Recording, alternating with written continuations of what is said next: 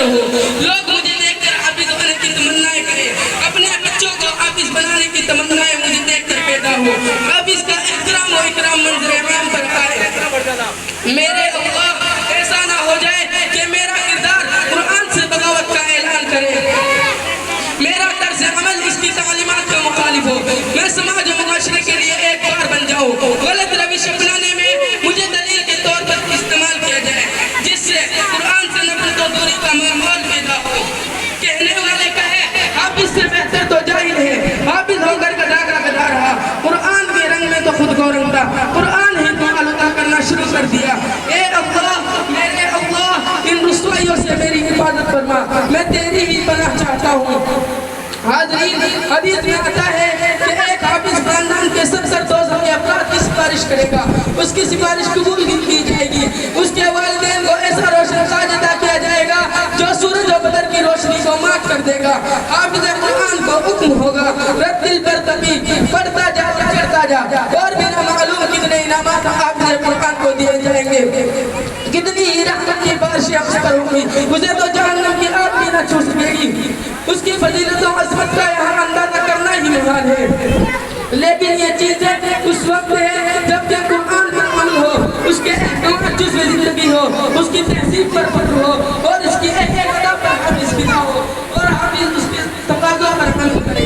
آج میں اس مجمع سے علماء کرام سے دانشوروں سے بوڑھوں سے نوجوانوں سے اور اس محفل میں تشریف فرمائے ایک سے درخواست کرتا ہوں کہ وہ بلکہ تمام حافظین کے لیے خدا تعالیٰ سے رو رو کر دعائیں کرے کہ باری تعالیٰ مجھے تمام درجات عطا فرمائے. میں سفارشی بھی بنوں.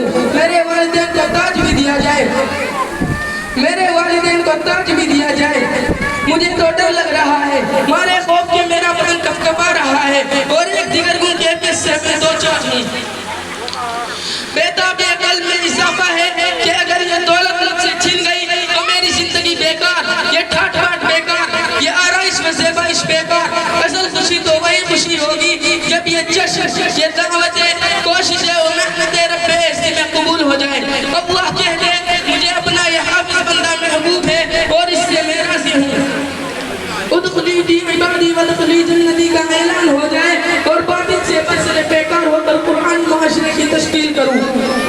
حضرات ایک مفکر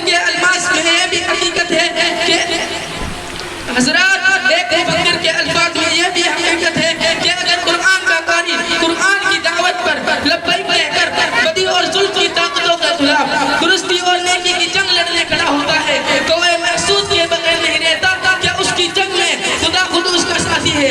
وہ اس کے آگے اور پیچھے دائیں اور بائیں سر پر اور سینے کی گہرائیوں میں موجود ہے. وہ اس کا خنجر جہاد ہے. وہ اس کے بچاؤ کی ڈال ہے. وہ اس کے بازوں کی قوت ہے. وہ اس کے بازوں کی قوت ہے. اللہ تعالیٰ اس کے لیے قبول فرمائے. اور یہ کیفیت ہو چومی گویم مسلمانم بلرزم چومی گویم مسلمانم بلرزم کہ دانم مشکلات لا الہ را وآخر دعوانا الحمدللہ رب العالمین. حضرات گرامی بار بار